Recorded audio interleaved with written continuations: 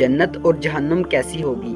مرنے کے بعد دوسری زندگی جو ہمیشہ رہے گی، اس میں ہر انسان کی آخری منزل ہے جو کہ جنت ہے یا پھر جہنم۔ لیکن آخر یہ جنت اور جہنم ہے کیا؟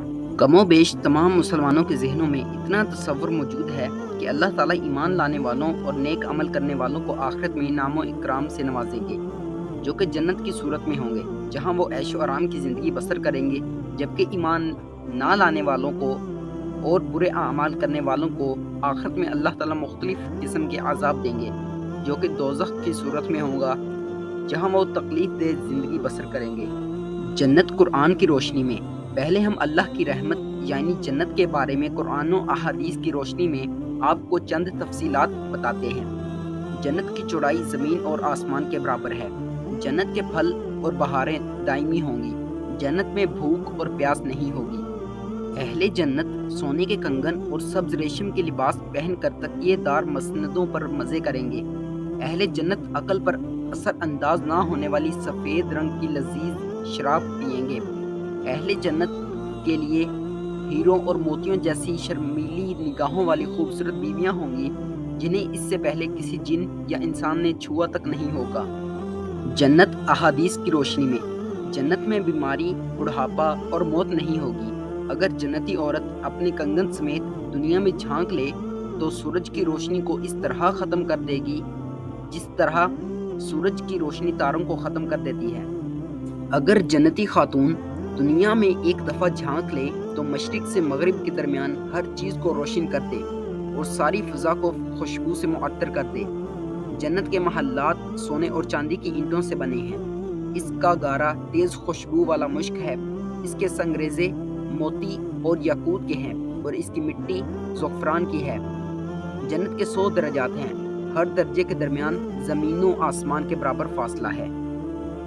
جنت کے پھلوں کا ایک گوشہ زمین و آسمان کی ساری مخلوق کے کھانے سے بھی ختم نہیں ہوگا۔ جنت میں ایک درخت کا سایہ اس قدر طویل ہوگا کہ اس کے سائے میں ایک گھوڑا سوار 100 سال تک چلتا رہے تب بھی سایہ ختم نہیں ہوگا۔ جنت میں کمان برابر جگہ ساری دنیا اور دنیا بھر کی تمام نعمتوں سے زیادہ قیمتی ہے۔ حوض کوثر پر سونے اور چاندی کے پیالے ہوں گے جن کی تعداد آسمان کے ستاروں کے برابر ہوگی۔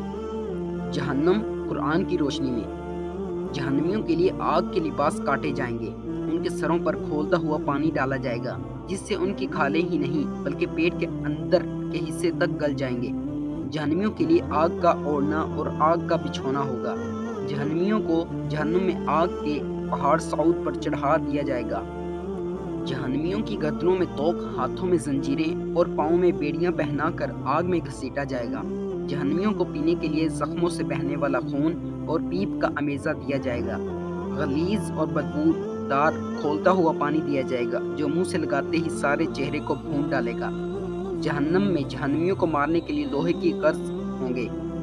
بدمزہ، بدبودار، کڑوا اور کانٹے دار درخت جہنمیوں کو کھانے کے لیے دیا جائے گا۔ جہنمیوں کو تنگ و تاری کوٹریوں میں ٹھونس دیا جائے گا جہاں وہ موت کی تمنا کریں گے لیکن موت نہیں آئے گی۔ جہنم احادیث کی روشنی میں، جہنم میں اونٹوں کے برابر سانپ ہوں گے جن کے ایک مرتبہ کاٹنے سے جہنمی 40 سال تک زہر کا اثر محسوس کرتا رہے گا، اور بچھو خچروں کے برابر ہوں گے جن کا ایک مرتبہ کاٹنے سے جہنمی 40 سال تک زہر محسوس کرتا رہے گا۔ جہنمی کا ایک دانت احد پہاڑ کے برابر ہوگا۔ جہنم میں اس قدر آنسو بہائیں گے کہ ان میں کشتیاں چلائی جا سکیں گی۔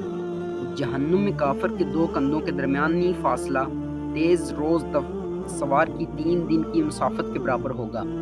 جہنمی کی کھال کی موٹائی 42 ہاتھ تقریباً 63 فٹ ہوگی۔ جہنم میں کو قیامت کے روز کھینچ کر آنے کے لیے 4 ارب 90 کروڑ فرشتے مقرر کیے جائیں گے۔ جہنم کی گہرائی اس قدر ہے کہ اس کی تہ میں گرنے والا شخص مسلسل 70 برس تک گرتا چلا جائے گا۔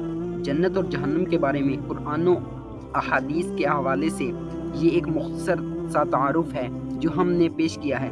اللہ تعالی ہم سب کو بارگاہ رحمت میں جگہ دے اور دوزخ کے عذاب سے پناہ دے، آمین رب العالمین۔